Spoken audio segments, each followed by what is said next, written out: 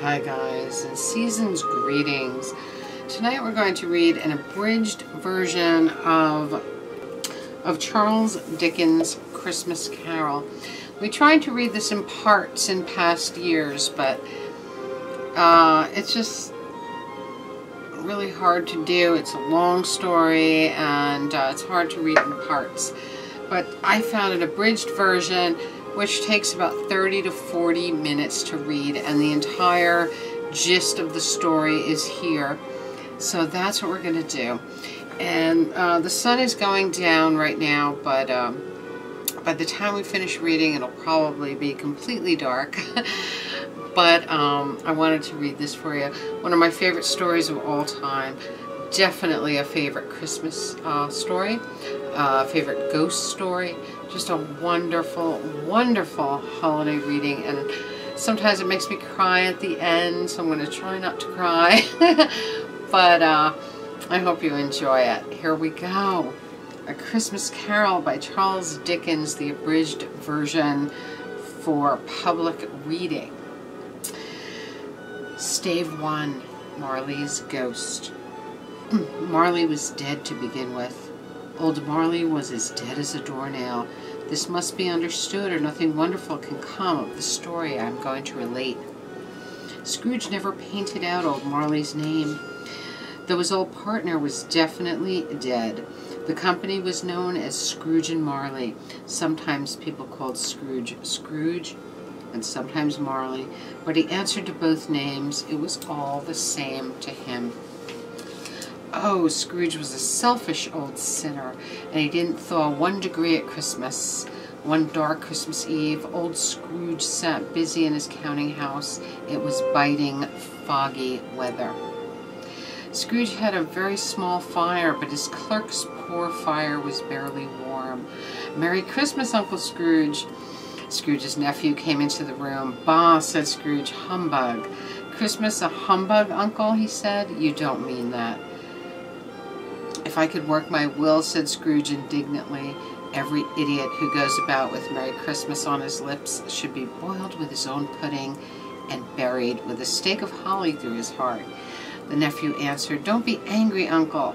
Come for Christmas tomorrow." "Bah, humbug." "Why cannot we be friends?" cried Scrooge's nephew. "Merry Christmas, Uncle." "Goodbye," said Scrooge. His nephew even stopped to wish Merry Christmas to the clerk. "My clerk," muttered Scrooge, 15 shillings a week and a wife and family, talking about a Merry Christmas. I'll retire to Bedlam. Scrooge's nephew had let 2 other people in. They bowed to him. "Mr. Scrooge or Mr. Marley?" said one of the gentlemen. "Mr. Marley," Scrooge replied, "died 7 years ago this very night." "Mr. Scrooge," said the gentleman, "a few of us are going to buy the poor some meat and drink and means of warmth. What would you like to give?" "Nothing," said Scrooge. "They can go to debtor's prison. Many would rather die." "If they would rather die," said Scrooge, "they had better do it and decrease the surplus population. Good afternoon, gentlemen." Scrooge went back to his work. Meanwhile, the fog and darkness and biting cold thickened. One cold young boy stooped down at Scrooge's keyhole to sing a Christmas carol, but at the first sound of "God bless you, merry gentlemen," Scrooge jumped up so that the singer fled in terror, leaving the keyhole to the fog. The eyes were wide open, and its grayish color made it horrible. As Scrooge looked, it became a knocker again. He did look carefully, but there was nothing behind the door, so he said, "Humbug," and closed it with a bang. He closed his door and double-locked himself in. He walked through his rooms to see that all was right and sat by the fire. "Humbug," he said, and then he heard it, a clanking noise from the cellar, as if some person were dragging a heavy chain. The cellar door flew open with a booming sound, and then he heard the noise coming up the stairs, then straight towards his door. "Humbug," said Scrooge. It came on through the heavy door and passed into the room before his eyes. Marley. The chain Marley pulled was long and made of cash boxes, keys, padlocks, and purses. His body was transparent so that Scrooge could see the 2 buttons on his coat behind. "What do you want with me?" said Scrooge. "Who are you?" "In life, I was your partner, Jacob Marley." "Humbug, I tell you, humbug." At this, the spirit raised a frightful cry and shook its chain. Scrooge fell upon his knees. Asked the ghost, "Do you believe in me or not?" "I do," said Scrooge. "I must." "But why do spirits walk the earth? And why do they come to me?"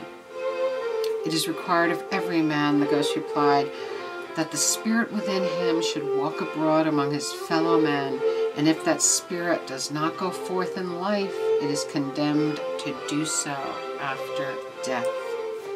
"You are chained," said Scrooge, trembling. "Tell me why." "I wear the chain I forged in life," replied the ghost. "I made it link by link and yard by yard, and of my own free will I wore it." Scrooge trembled more and more. "Do you know," pursued the ghost, "your chain was as heavy as this 7 Christmas Eves ago. You have labored on it since. It is a ponderous chain."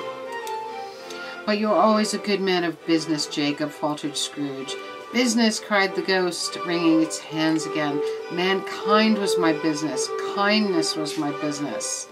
"I am here tonight to warn you," pursued the ghost. "You will be haunted by 3 spirits." I think I'd rather not," said Scrooge. The spectre floated out upon the bleak, dark night. "Expect the first tomorrow," said the ghost, "when the bell tolls 1. Expect the second on the next night at the same hour, the third upon the next night at the last stroke of 12. When it had said these words, the spectre floated out upon the bleak, dark night. The air was filled with moaning phantoms, and every one of them wore chains like Marley's ghost. They faded away. Scrooge closed the window and examined the door by which the ghost had entered.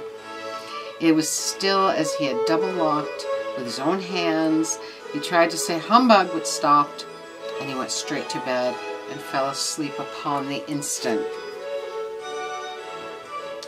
Stave 2. The first of the 3 spirits. When Scrooge awoke, it was dark. The chimes of a neighboring church struck the hour with a deep, melancholy 1. Light flashed up in the room, and the curtains of his bed were drawn aside, I tell you, by a hand. And Scrooge found himself face to face with the unearthly visitor who drew them as close as I am to you.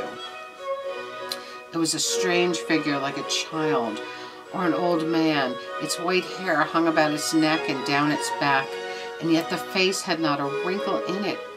Its legs and feet were bare. It wore a white tunic and a shining belt. It held a branch of fresh green holly in its hands and had its dress trimmed with summer flowers. "Are you the spirit whose coming was foretold to me?" said Scrooge. The voice was soft and gentle. "I am the ghost of Christmas past." "Long past?" inquired Scrooge. "No, your past." It put out its strong hand and clasped him gently by the arm. "Rise and walk with me." They passed through the wall and stood upon an open country road. Now it was a clear, cold winter day with snow upon the ground. "Good heavens," said Scrooge, "I was a boy in this place." He wiped away a tear and begged the ghost to lead him. "You recollect the way?" inquired the spirit. "Remember it," cried Scrooge. "I could walk it blindfolded." They walked along the road, Scrooge recognizing every gate and tree, until a little town appeared in the distance. Some shaggy ponies trotted towards them with boys upon their backs. All these boys shouted to each other merrily. Scrooge knew and named them, every one. "These are but shadows of the things that have been," said the ghost. "They do not see us." But why was he filled with gladness when he heard them tell each other Merry Christmas as they parted? What was Merry Christmas to Scrooge? What good had it ever done to him? "The school is not quite deserted," said the ghost. "A lonely child, neglected by his friends, is still there." Scrooge said he knew it, and he cried. They soon approached a large house, its windows broken, and the many rooms cold and bare of food. They went, the ghost and Scrooge, to the back of the house and a room with desks. At one of these, a lonely boy was reading near a feeble fire, and Scrooge sat down beside his poor forgotten self, as he used to be. He said, "Poor boy," and cried again. "I wish," Scrooge muttered after drying his eyes with his cuff, "but it's too late now." "What is the matter?" asked the spirit. "Nothing," said Scrooge. "Nothing. There was a boy singing a Christmas carol at my door last night. I should have given him something, that's all." The ghost smiled thoughtfully and waved its hand, saying as it did so, "Let us see another Christmas." And there he was, alone again, when all the other boys had gone home for the holidays. The door opened, and a little girl came darting in and put her arms about his neck. "I've come to bring you home, dear brother," said the child. "We're to be together all the Christmas long and have the merriest time in all the world." "Your sister," said the ghost, always a delicate creature, but she had a large heart. "So she had," cried Scrooge. "You're right, spirit." "She died a woman," said the ghost, "and had, I think, one child, your nephew." Scrooge answered sadly, "Yes." All at once they were in a busy city. Here too it was Christmas time again, but it was evening and the streets were lighted up. The ghost stopped at a warehouse door and asked Scrooge if he knew it. "Know it," said Scrooge. "I was apprenticed here." At sight of an old gentleman behind a high desk, Scrooge cried in great excitement, "Why, bless his heart, it's Fezziwig, alive again!" Scrooge's former self, now a young man, came in beside his fellow apprentice. Old Fezziwig laid down his pen and looked at the clock. He rubbed his hands and called out in a rich voice, "No more work today, my boys," said Fezziwig. "Christmas Eve, Dick, Christmas Ebenezer, clear away, lads." It was done in a minute. The floor was swept, the lamps were trimmed, fuel was heaped upon the fire, and the warehouse became a snug, warm, and bright ballroom. In came a fiddler with a music book. In came Mrs. Fezziwig and the 3 Miss Fezziwigs. In came all the young men and women employed in the business. The housemaid, the baker, the cook, the milkman. Away they all went, 20 couples at once. There were dances and games, and there was cake and roast beef and mince pies and plenty of ale. During all this time, Scrooge had acted like a man out of his wits. He enjoyed everything. Now that he remembered the ghost, he became conscious that it was looking full upon him. "A small matter," said the ghost, "to make these silly folks so full of gratitude." "Small," echoed Scrooge. "It isn't that, spirit. He has the power to make our work a pleasure or a toil. The happiness he gives is quite as great as if it cost a fortune." He stopped. "What is the matter?" asked the ghost. "Nothing particular," said Scrooge. "Something, I think," said the ghost insisted. "No," said Scrooge. "No, I should like to be able to say a word or two to my clerk just now, that's all." Scrooge and the ghost again stood in the open air. "My time goes short," observed the spirit. "Quick." Again Scrooge saw himself. He was older now. He was not alone, but sat by a pretty young girl. In her eyes there were tears. "It matters little to you," she said softly. "Another idol has taken my place. It is the love of money. Goodbye. May you be happy in the life you have chosen." "Spirit," cried Scrooge, "show me no more. I cannot bear it. Leave me. Take me back. Haunt me no longer." He was conscious of being exhausted and of being in his own bedroom. He had barely time to reel to bed before he sank into a heavy sleep.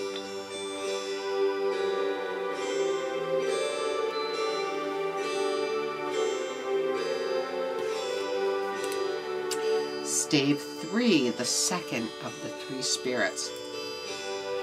Scrooge waited again. Now when the bell struck 1, he saw a ghostly light coming from the next room. He shuffled to the door. A strange voice called him by name and bade him enter. The room was hung with holly and mistletoe, and a mighty blaze went roaring up the chimney.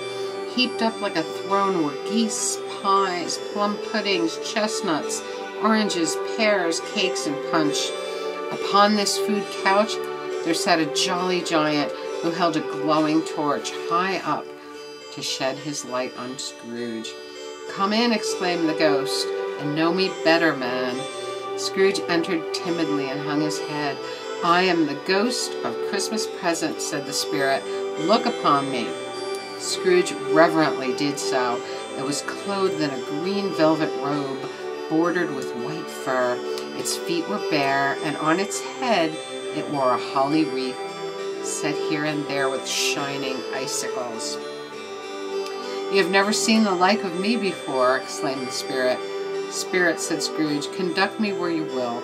I went forth last night, and I learnt a lesson which is working now. Tonight, if you have anything to teach me, let me profit by it. Touch my robe." Feast, fire, room, all vanished instantly, and they stood in the city streets on a snowy Christmas morning. The sky was gloomy, and yet there was an air of cheerfulness abroad like a summer day. Soon the steeples called the people to church, and away they came, flocking through the streets in their best clothes and with their happiest faces. The good spirit led him straight to Scrooge's clerks, holding to his robe, and at the door the spirit smiled and stopped to bless Bob Cratchit's dwelling. Think of that! Bob had but 15 shillings a week himself, and yet the ghost of Christmas present blessed his little house. Then up rose Mrs. Cratchit, dressed poorly in a worn dress. "What has ever got your precious father, then?" said Mrs. Cratchit to the little Cratchits, "and your brother Tiny Tim?" In came Bob the father in his threadbare clothes, and Tiny Tim upon his shoulder. Sadly, Tiny Tim held a little crutch. "And how did little Tim behave?" asked Mrs. Cratchit. "As good as gold, and better," said Bob. "He told me that he hoped the people saw him in the church, because he was a cripple, and it might be pleasant to them to remember upon Christmas Day who made lame beggars walk and blind men see." At last the dishes were set on, and grace was said. Bob said he didn't believe there ever was such a goose cooked. Mrs. Cratchit brought in the pudding like a speckled cannonball, blazing with brandy, and with Christmas holly stuck into the top. A wonderful pudding. Bob proposed a toast. "A Merry Christmas to us all, my dears. God bless us. God bless us, every one," said Tiny Tim, the last of all.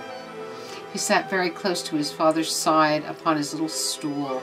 Bob held his withered hand in his, as if he loved the child and wished to keep him by his side, and dreaded that he might be taken from him. "Spirit," said Scrooge, with an interest he had never felt before, "tell me if Tiny Tim will live." "I see a vacant seat," replied the ghost, "in the corner, and a crutch without an owner, carefully preserved. If these shadows remain unaltered by the future, the child will die." "No, no," said Scrooge. "Oh, no, kind spirit, say he will be spared." "If these shadows remain unaltered by the future, he will die this year," repeated the ghost. "What then? If he be like to die, he had better do it, and decrease the surplus population." Scrooge hung his head, ashamed to hear his own words. "Man," said the ghost, "will you decide what men shall live, what men shall die? It may be that in the sight of heaven you are more worthless and less fit to live than millions, like this poor man's child." But now Scrooge heard his own name. "Mr. Scrooge," toasted Bob. "I'll give you Mr. Scrooge, the founder of the feast." "The founder of the feast, indeed," cried Mrs. Cratchit, reddening. "My dear," was Bob's mild answer, "Christmas Day." "I'll drink his health for your sake and the day's," said Mrs. Cratchit. "Not for his. Long life to him, a Merry Christmas, and a Happy New Year." The children drank the toast after her, but they didn't care for it. Scrooge was the ogre of the family. The mention of his name cast a dark shadow on the party. By and by they had a song from Tiny Tim, who had a sweet little voice and sang it very well indeed. They were not a handsome family, they were not well dressed, but they were happy, grateful, pleased with one another, and contented with the time. Scrooge watched them, especially on Tiny Tim, until the last. And now they traveled through coal miners' homes, past ships on the dark seas, and everywhere they went, no matter how poor, every person hummed a Christmas tune or had a Christmas thought, and every person, good or bad, had a kind word for another on that day. Scrooge heard a hearty laugh and recognized it as his own nephew's. He found himself in a bright, gleaming room with the spirit standing smiling by his side. "Ha ha," laughed Scrooge's nephew. "He said that Christmas was a humbug, as I live. He believed it, too." "More shame for him, Fred," said Scrooge's niece indignantly. "He's a comical old fellow," said Scrooge's nephew, "and not so pleasant as he might be. However, his offenses carry their own punishment, and I'm sorry for him. Who suffers by his ill whims? Himself, always." They had some music and played at games, for it is good to be children sometimes, and never better than at Christmas. They all played and sang, and so did Scrooge, singing quite loud. He begged like a boy to be allowed to stay until the guests departed, but this, the spirit said, could not be done. Much they saw, and far they went, and everywhere the spirit left his blessing. It was a long night, and Scrooge noticed that the ghost grew older, and he noticed that its hair was gray. "Are spirits' lives so short?" asked Scrooge. "My life upon this globe is very brief," replied the ghost. "It ends tonight at midnight. Hark, the time is drawing near." The bell struck 12, and the spirit disappeared. As the last stroke ceased to vibrate, he remembered the prediction of old Jacob Marley, and lifting up his eyes, beheld a solemn phantom, draped and hooded, coming like a mist along the ground towards him.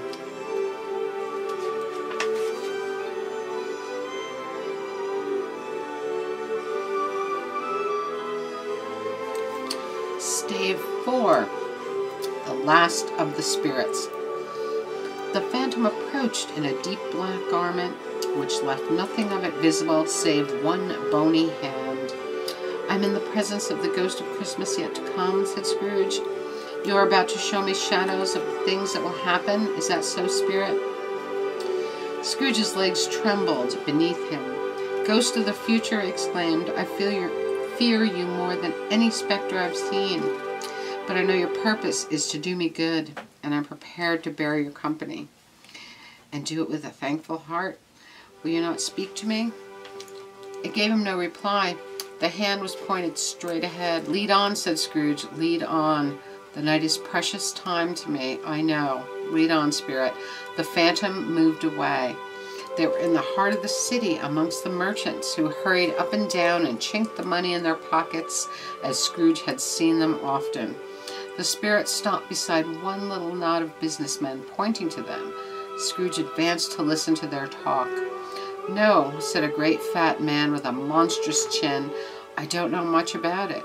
I only know he's dead." "When did he die?" inquired another. "Last night, I believe." "What has he done with his money?" "I haven't heard," said the man with the large chin, yawning. "It's likely to be a very cheap funeral, for I don't know anybody who would go to it." "I don't mind going if a lunch is provided," laughed one gentleman. Scrooge knew the men, and looked toward the spirit for an explanation. Scrooge fancied that the unseen eyes were looking at him closely. It made him shudder and feel very cold. They went into a dirty part of town where the shops and houses reeked with filth and misery. There was a shop where greasy junk was bought. Scrooge and the phantom came into this shop of old Joe's, just as two women and a man carried in bundles, laughing. The man produced his plunder first. A pencil case and a brooch were all. Old Joe added up his prices upon the wall. "I know those things," Scrooge said. "They are just like mine, and they're worth much more than this man is paying." "Who's next?" said Joe.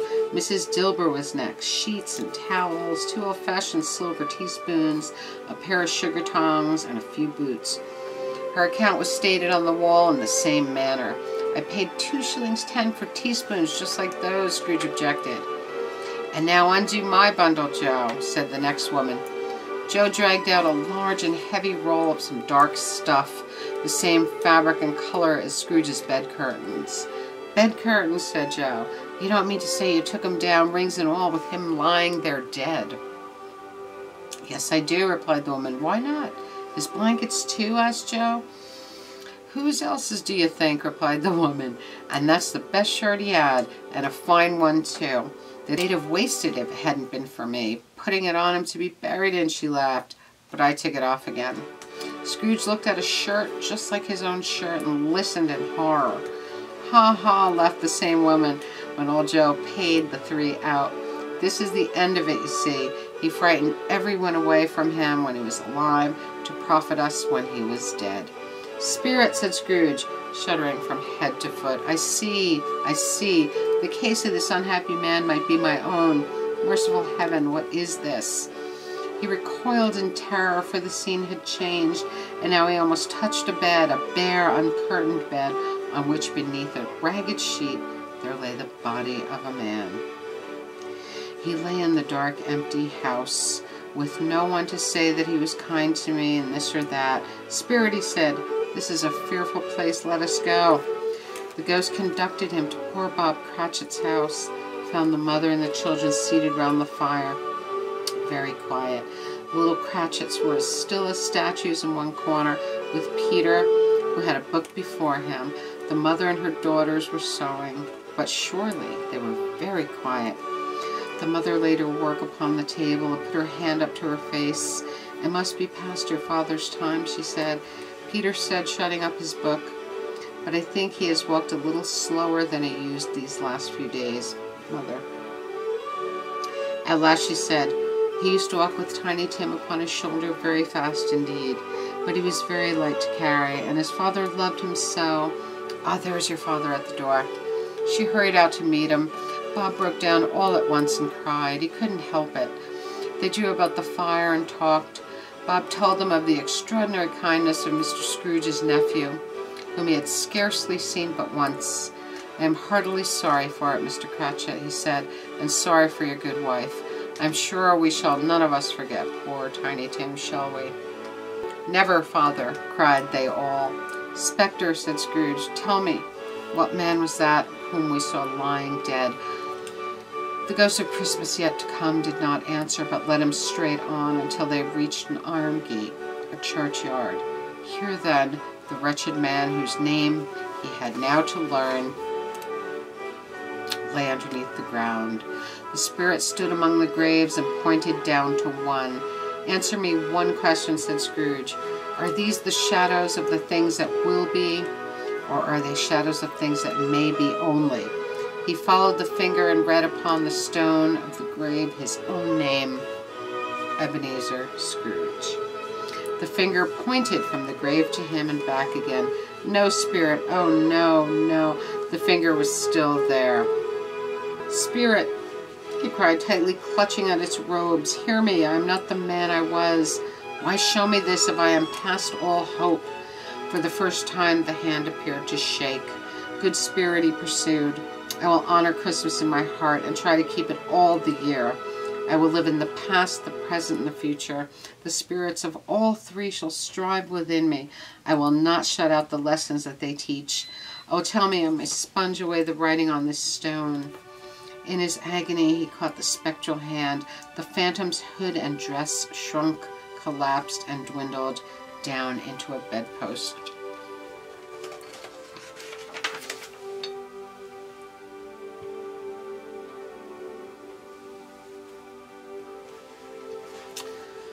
Stave 5, the end of it. Yes, and the bedpost was his own, the bed was his own, the room was his own. Best and happiest of all, the time before him was his own to make amends in. I will live in the past, the present, and the future, Scrooge repeated as he scrambled out of bed. The spirits of all three shall strive within me. Oh, Jacob Marley, heaven and the Christmas time be praised for this. I say it on my knees, old Jacob, on my knees. His face was wet with tears. They are not torn down, cried Scrooge, folding one of his bed curtains in his arms. They are not torn down, rings and all. They're here. I am here. The shadows of the things that would have been may be dispelled. They will be. I know they will. "I don't know what to do," cried Scrooge, laughing and crying in the same breath. "I'm as light as a feather. I'm as happy as an angel. I'm as merry as a schoolboy. I'm as giddy as a drunken man. A Merry Christmas to everybody. A Happy New Year to all the world." He had frisked into the sitting room and was now standing there perfectly winded. "There's the door by which the ghost of Jacob Marley entered," cried Scrooge, starting off again, going round the fireplace. "There's the corner where the ghost of Christmas past sat. There's the window where I saw the wandering spirits. It's all right. It's all true. It all happened. Ha ha ha." Really, for a man who had been out of practice for so many years, it was a splendid laugh. "I don't know what day of the month it is," said Scrooge. "I don't know how long I've been among the spirits. I don't know anything. I'm quite a baby. Never mind. I don't care. I'd rather be a baby." The churches began ringing out the lustiest peals he had ever heard. Clash, clang, hammer, ding-dong, bell. Oh, glorious, glorious. Running to the window, he opened it and put out his head. No fog, no mist, clear, bright, cold, golden sunlight, heavenly sky, sweet fresh air, merry bells. Oh, glorious, glorious. "What's today?" cried Scrooge, calling downward to a boy in Sunday clothes. "Eh?" returned the boy. "What's today, my fine fellow?" said Scrooge. "Today?" replied the boy. "Why, Christmas Day." "It's Christmas Day," said Scrooge to himself. "I haven't missed it. The spirits have done it all in one night. They can do anything they like." "Of course they can. Of course they can. Hello, my fine fellow." "Hello," returned the boy. "Do you know the poulterer's shop in the next street but one?" Scrooge inquired. "I should hope I did," replied the lad. "An intelligent boy," said Scrooge. "A remarkable boy.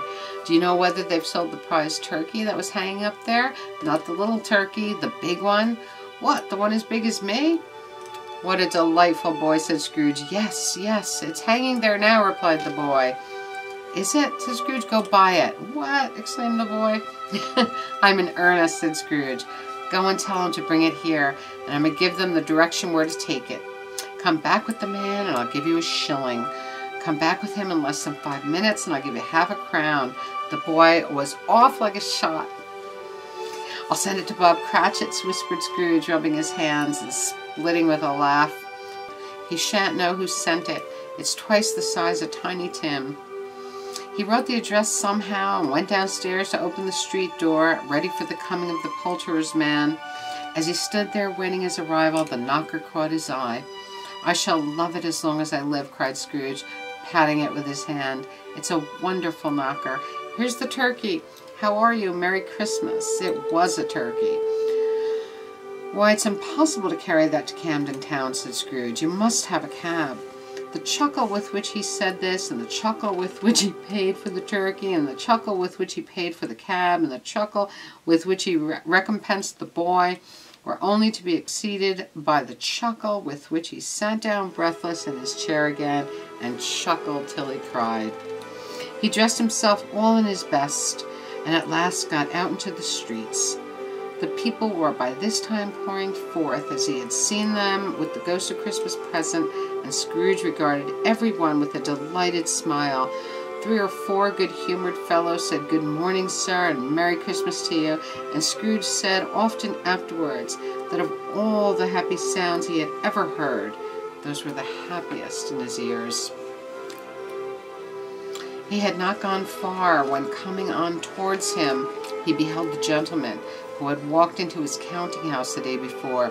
It sent a pang across his heart to think how this old gentleman would look upon him when they met, but he knew what path lay straight before him, and he took it.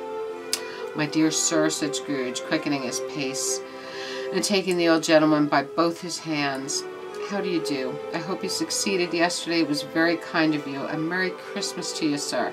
Allow me to ask your pardon, and will you have the goodness to allow me to give you—" Here Scrooge whispered in his ear. "Lord bless me," cried the gentleman, as if his breath were taken away. "My dear Mr. Scrooge, are you serious?" "If you please," said Scrooge, "not a farthing less. A great many back payments are included in it, I assure you. Will you do me that favor?" "My dear sir," said the other, shaking hands with him, "I don't know what to say." "Don't say anything, please," retorted Scrooge. "Will you come and see me?" "I will," cried the old gentleman, and it was clear he meant to do it. Thank ye, said Scrooge. I am much obliged to you. I thank you 50 times. Bless you.